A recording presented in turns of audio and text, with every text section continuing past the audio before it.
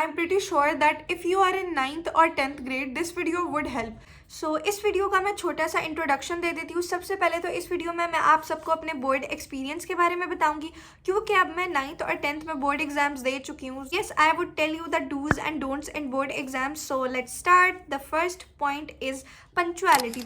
Being punctual is so important in board exam. I know, right? मेरे जैसा बंदा हो who wakes up late has a very difficult time with waking up early. लेकिन the thing is be punctual in boards, क्योंकि being punctual means like having less tension, क्योंकि आप लोग अपना रूम ढूंढ लेते हैं 15 से 20 मिनट्स पहले अगर आप लोग पहुंच जाए अपने सेंटर पे। एंड द थिंग इज जब आप अपने फ्रेंड से इंटरेक्ट करते हैं, क्योंकि अगर आप लेट जाते हैं ना तो फिर सीधा आप लोग जाते हैं और बैठ जाते हैं, कोई टाइम नहीं मिलता अपने किसी भी फ्रेंड से कोई भी बात करने का। लेकिन जब आप अपने फ्रेंड से बात करते हैं और वो आपको बोलता है कि मुझे भी कुछ नहीं आता, so yes the tension is there half. So this was just a perk friends वाला। और उसके अलावा ये भी फ़ायदा है इसका कि आप लोगों को ये टेंशन नहीं होती, कभी कभार ट्रैफिक होती है एंड ऑल दैट, तो आप लेट नहीं होते। और जो बच्चे लेट होते हैं उनके लिए बहुत ही ज़्यादा पैनिकिंग सिचुएशन होती है, क्योंकि फिर उन्हें जल्दी जल्दी सब कुछ करना पड़ता है और ऑब्जेक्टिव तो फिर बहुत ही बुरा होता है। The next thing is having proper sleep. So it is important in my opinion. तो ऐसा हुआ था कि I am just telling you a story from 8th grade. मेरा मैथ्स का पेपर था और मैथ्स के पेपर में मुझे बहुत ज़्यादा एक्स्ट्रा वाली एंजाइटी होती है, दैट वाज ऑब्वियस। तो रात के 10 बजे थे and I had practice the whole book of math for like 3 times, और फिर भी मुझे ऐसा लग रहा था कि मैं फेल हो जाऊंगी और मुझे कुछ भी नहीं आता। This is how I am. खैर, तो रात के 10 बजे मैं सोने के लिए चली गई। मेरे जहन में एक सवाल आया जिसका आंसर मुझे आ नहीं रहा था। सो फिर आई थॉट कि मैं दोबारा से बुक खोल लेती हूँ एंड आई स्टार्टेड प्रैक्टिसिंग। रात के 2 बज चुके थे। 2 घंटे के लिए मैं सोई और मैं पेपर देने के लिए इसी तरह चली गई। जब मैंने पेपर देखा सो आई वाज सो हैप्पी, क्योंकि जितने भी सवाल थे, लिटरली जितने भी सवाल थे, मुझे सबके आंसर्स आते थे। मुझे ऐसा लग रहा था कि मैं बहुत आराम से कर लूँगी। मैंने पहला सवाल लिखा बहुत कॉन्फिडेंस के साथ, लेकिन द थिंग वाज उसका एंड सोल्यूशन जो होता है, for example if there is a question, उसका आंसर 32 है। मुझे पता था उसका आंसर 32 है, लेकिन मुझे ये नहीं समझ आ रही थी कि ऊपर से मैं क्या ऐसा करूँगी कि उसका आंसर 32 आएगा, कौन से स्टेप्स होंगे। सो यस, और मेरा दिल कर रहा था कि मैं सारा पेपर को छोड़ूं और मैं बस जाके सो जाऊं। मेरा बिल्कुल दिल नहीं कर रहा था पेपर सॉल्व करने का। पूरे साल की वो आपकी मेहनत होती है बोर्ड एग्जाम की, आप लोगों ने वो बहुत ही ज़्यादा फोकस्ड होकर देना होता है। जो लोग फोकस्ड होकर नहीं देते उनका गलत भी हो जाता है बहुत जगहों पे। जिस तरह मेरा अभी परसों मैंने टेस्ट दिया, उसमें मैं सवाल गलत कर रही थी, किसी और सवाल की जगह किसी और सवाल को सॉल्व कर रही थी। So that was the thing, that were the consequences of sleeping for less time. So I would recommend you to at least sleep for 6 to 8 hours in your exam. और टेंशन नहीं लेनी, जितना आपने रात को रिवाइज किया होता है वो उतना ही रहता है, आपको वो सारा कुछ याद रहता है, भूलता नहीं है। तो yes, that was it। और have a chocolate with you। इस दफ़ा आई हैव हर्ड के फेडरल बोर्ड के बच्चों के पेपर्स रमज़ान में है, तो रमज़ान में मेरे भी पेपर्स हुए थे 9th या 10th में, आई डोंट रिमेंबर नाउ, इतनी अच्छी मेमोरी नहीं है मेरी। तो खैर, रमज़ान में मैंने रोज़ा भी रखा था, पेपर भी दिया था, सब कुछ किया था, कुछ भी नहीं हुआ, कोई वीकनेस कुछ भी नहीं हुआ, बल्कि मैं और ही हेल्दी हो गई थी रमज़ान में। सो द थिंग इज़ कि रोज़ा रखने से कुछ भी नहीं होगा। रोज़ा अगर आप रख सकते हैं, कोई भी हेल्थ इशू वगैरह नहीं है, सो आप रखें, कोई भी बड़ी बात नहीं है। पेपर भी वैसा ही होगा जैसी आपकी तैयारी है, रोज़े ने उस पर कुछ असर नहीं करना। सो the next thing is about syllabus completion. तो मुझे बहुत सारे सवाल आते हैं इससे रिलेटेड कि आपका सिलेबस कब हुआ था और क्या था। तो मैं बताती हूँ, प्री बोर्ड से पहले, प्री बोर्ड से 2 दिन पहले मेरा सिलेबस कंप्लीट हुआ था, और प्री बोर्ड में फिर मैंने उन सब चीज़ों की रिवीजन की थी। वैसे तो आपका सिलेबस इससे भी पहले कंप्लीट हो जाना चाहिए, लेकिन अगर नहीं भी हो रहा है तो टेंशन की कोई बात नहीं है, you can score more even with that. और दूसरी बात यह है ना कि सिलेबस कंप्लीशन की वजह से टेंशन तो लेनी ही नहीं है। हर बच्चे की अपनी स्ट्रैटेजी होती है, कुछ लोग पहले कर लेते हैं, कुछ लोग साथ साथ रिविजन करते हैं, साथ साथ सिलेबस कंप्लीट करते हैं। So it depends on your choice, लेकिन अगर पहले हो जाए तो अच्छी बात है। और दूसरी बात कि सिलेबस प्री बोर्ड्स के बाद you have to do a lots of revision, और मॉडल पेपर्स और पास पेपर्स जो होते हैं वो सॉल्व करें and they would help you. So the next thing is about cheating and invigilation. So invigilation और चीटिंग वैसे तो सेंटर टू सेंटर वेरी करती है, लेकिन I am gonna share my experience. So my experience with invigilation and cheating was like 9th और 10th दोनों में हमारी बहुत ज़्यादा स्ट्रिक्ट इन्विजिलेटर्स थे और साथ साथ स्ट्रिक्ट इन्विजिलेटर्स थे। लेकिन अगर मैं चीटिंग की बात करूँ तो वो फिर भी थोड़ी बहुत हुई थी। I am not going to say कि भाई हुई ही नहीं थी, चीटिंग स्टार्ट से ही नहीं हुई थी, थोड़ी बहुत होती थी, बहुत लाइट सी, जैसे हम लोग स्कूल के पेपर्स में कर लेते हैं ना आराम से प्री बोर्ड्स में, और ये वो वैसे ही नहीं हुई थी बहुत ज़्यादा। नाइन्थ में हमारे invigilators were like a bit rude than they need to be, क्योंकि वो ना बार बार बच्चों को ना, अब वो पूरी क्लास में अगर उन्हें चीटिंग करता हुआ कोई भी दिखता था वो पूरी क्लास में बोली जा रही थी चुप हो जाए, बिन बिन बंद करें, ये करें वो करें, और हर 2 मिनट बाद वो टाइम बताती थी। फॉर एग्जाम्पल अभी उन्होंने 11 बज गए और अभी उन्होंने बताया, so she was like 5 minute बाद 11:05 हो चुके हैं, 11:10 हो चुके हैं, 11:15 हो चुके हैं, और मैं बस देख रही थी, क्योंकि इससे ना बहुत ज़्यादा अजीब सी टेंशन होने लग जाती है। बेशक आपका टाइम मैनेज हो, लेकिन वो जो बोली जा रही होती है ना 2 मिनट रह गए हैं, 3 मिनट रह गए हैं, उससे और टेंशन होती है। Even though I had my watch, और मैं ये रिकमेंड करूँगी कि अपनी घड़ी लेके जाएं और उसके हिसाब से अपने टाइम को मैनेज करें, इधर उधर टीचर्स की ना सुने, वो आप लोगों को बताती हैं ताकि आपका टाइम मैनेज रहे, लेकिन थोड़ी सी टेंशन होने लग जाती है। सो यस, डू प्रैक्टिस, और आपने ना बोर्ड से पहले एक दफ़ा आपने कोई मॉडल पेपर प्रैक्टिस कर लेना, आपको पता होना चाहिए आप कितने टाइम में क्या चीज़ कर सकते हैं, आपका टाइम मैनेज हो पाएगा या नहीं, ये प्रैक्टिस से ही आपको पता चल जाएगा।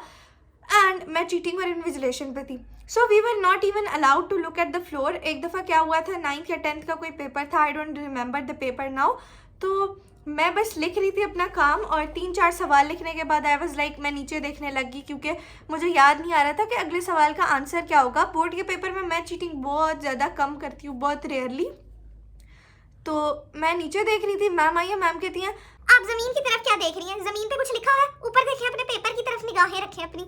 ये मैम ने मुझे बोला, and I was so much angry at that time. सबसे पहली बात तो ये थी कि इतना ही ज़्यादा स्ट्रिक्टनेस, क्या आके बच्चा नीचे भी नहीं देख सकता, लेकिन खैर वो इन्विजिलेशन करी थी, उनका काम था।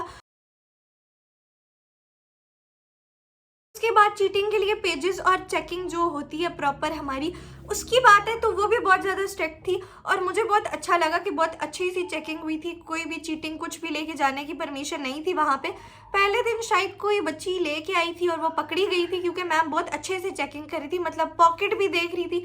इवन वो ये भी कह रही थी कुछ बच्चियों का ना वो इस तरह डिफरेंट चेक करी थी, दरमियान में से बच्चियों को उठा के वो प्रॉपर सही तरीके से चेकिंग करी थी, और कुछ बच्चियों की ऐसे ही, मतलब मेरी बस पॉकेट चेक की थी, बाकी किसी बच्ची की सॉक्स उतरवाई थी, किसी का स्कार्फ उतरवा के, तो इस तरह भी चेकिंग हो रही थी, और अबाया पहनने की परमिशन भी नहीं थी। सो यस, अगर आप लोग यूनिफॉर्म नहीं पहन सकते, सो कि कमीज़ शलवार या कुछ इस तरह का पहने, ज़्यादा अबाए वबाए और मैक्सी की तरफ जाने की ज़रूरत नहीं है, लॉन्ग फ्रॉक्स भी पहन जाते हैं, तो वो भी मैम बोल रही थी कि मत पहने, एक सिंपल पहन के आया आप लोग कुर्ती, और या फिर अगर वो नहीं पहन सकते सो डू वेयर यूनिफॉर्म, उसके अलावा कोई भी चीज़ अलाउ नहीं है। उसके बाद बारी आती है ई शीट्स की। So in my opinion e sheets have made our life more easier, क्योंकि शीट्स पे फिर you don't know the limit of like writing a question और थिंग्स लाइक दैट, लेकिन ई शीट पे आपको एक प्रॉपर लिमिट मिली होती है कि इस जगह पे आपने ये सवाल लिखना है, इस जगह पे ये लिखना है, ये हेडिंग्स ज़्यादा डालनी नहीं पड़ती, सीधा सवाल शुरू कर दो जो आपने लिखना है। And the thing is, presentation से मुराद ये नहीं है कि आपने फुलझड़ियाँ बनानी है पेपर में, लाइनें लगाना हेडिंग्स के नीचे बहुत ज़रूरी है।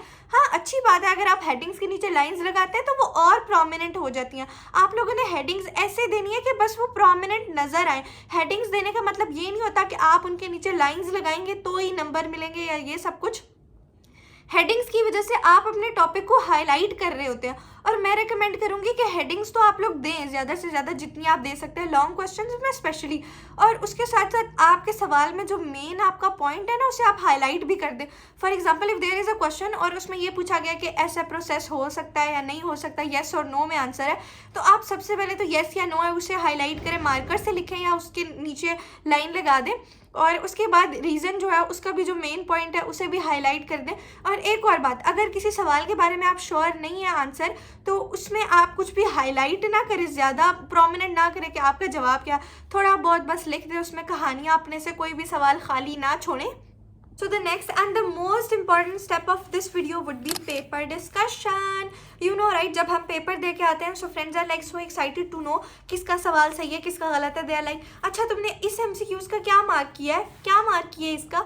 So मैं बोलती ही नहीं थी, क्योंकि जितने भी वो बोल रही होती थी ना लिटरली मुझे ऐसा लग रहा होता था मैंने लिखा ही गलत है। तो मैं जब घर आती थी ना सो मेरे घर वाले मुझसे ज़्यादा एक्साइटेड होते थे मेरा पेपर देखने के लिए। माई ब्रो वाज लाइक वो घर में होते भी नहीं थे ना तो वो आंसर की मुझे भेज देते थे कि बेटा देख के बताओ इसमें कितने गलत हैं कितने सही हैं आपके। एंड आई वाज लाइक इतनी क्या मजबूरी है देखने की, रिजल्ट पे पता चल जाएगा ना। तो लेकिन मैं उन्हें देख के बताती थी, मैं उन्हें हमेशा 2 ज़्यादा बताती थी। मेरे गलत कितने होते थे, फिजिक्स में 3, बायो में 2, केमिस्ट्री में 4, इंग्लिश में कोई नहीं, उर्दू में कोई नहीं, इस्लामियात में 1 या कभी कोई नहीं, और बायो और केमिस्ट्री फिजिक्स में भी मेरे बहुत ज़्यादा होते थे, मोर देन यूजुअल, लाइक 3, 4, 5, या फिर मैं उन्हें बता देती थी 2 ज़्यादा बढ़ा के जब बहुत कम होते थे। इंग्लिश में मेरा कोई नहीं हुआ था तो मैंने उन्हें बोला था मेरे 2 हुए हैं, इस तरह मैं बताती थी उन्हें। एंड दे वर लाइक, कभी कभार कंसोल करते थे या कभी कभार बहुत ज़्यादा गलत हो जैसे 5, तो दे वर लाइक कि अच्छा कैसे गलत हो गए हैं, तैयारी नहीं की थी, ये हुआ है वो हुआ है। मैं बोलती थी कि नहीं मुझे नहीं आते थे, नहीं पढ़े थे, तो दे वर लाइक कि अच्छा खैर है कोई बात नहीं। तो बताने का मकसद यहाँ पे ये है कि MCQs गलत होने का सदमा तो मैं बर्दाश्त कर सकती थी, उतना सा ठीक है कि चलो गलत हो गया। वैसे मेरी मम्मा कहती थी कि 15 में से 5 गलत हो गया, बाकी पीछे बचता क्या है, लेकिन खैर हो जाते हैं, इंसान हूँ, खैर है, तो उतना मैं फेलियर बर्दाश्त कर सकती हूँ। उसके बाद फिजिक्स का पेपर, हमारा पहला पेपर था 9th में या 10th में, पता नहीं 9th में था, इतना तो याद है। 9th में मेरा पेपर था फिजिक्स का, और मैंने लॉन्ग क्वेश्चन में न्यूमेरिकल किया। न्यूमेरिकल मैंने सॉल्व किया और मैंने टाइम की वैल्यू 6 डालनी थी, और मैंने 12 डाल के सारा फार्मूला, सब कैलकुलेशन, सब ठीक करके मैं आ गई। फ्रेंड वाज लाइक, जब मैं घर आई तो उसका मुझे मैसेज आया कि अच्छा तुम्हारे न्यूमेरिकल का क्या आंसर था, एंड आई वाज लाइक मेरा तो ये आंसर था। शी वाज लाइक ये तुमने गलत किया, हमने बुक से देखा है तुम्हारा गलत है, ये वो है। तो मैं बहुत ज़्यादा परेशान होगी, पहले 5 MCQs गलत थे, लॉन्ग का सदमा मैं बर्दाश्त नहीं कर पा रही थी। मैंने अपनी मम्मा को बताया तो मैं इतना ज़्यादा परेशान होगी, मैंने मम्मा को बोला अब मैं क्या करूँगी, बहुत गंदे मार्क्स आएंगे, ये हो गया वो हो गया। वैसे मुझे पेपर्स में इतनी टेंशन होती ही नहीं थी, लेकिन पहला पेपर था, यू नो राइट, तो इस वजह से थोड़ी सी ज़्यादा थी। तो मेरी मम्मा ने कहा कि अच्छा इंप्रूवमेंट दे देना, खैर है, टेंशन क्यों ले रही हो, ना मार्क्स आए तो खैर है, कुछ नहीं होता, तुम अगले पेपर्स पे ध्यान दो।